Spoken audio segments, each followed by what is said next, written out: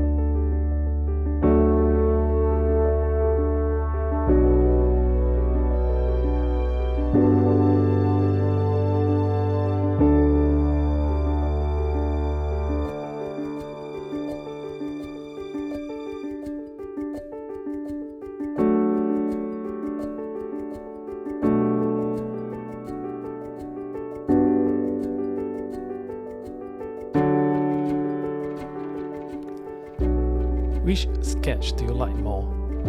The left or the right? The left is painted with Mission Gold paints, and the right is painted with a mix of Holbein and Smith paint. Let me know in the comment sections. Thank you for watching. See you next time. Bye.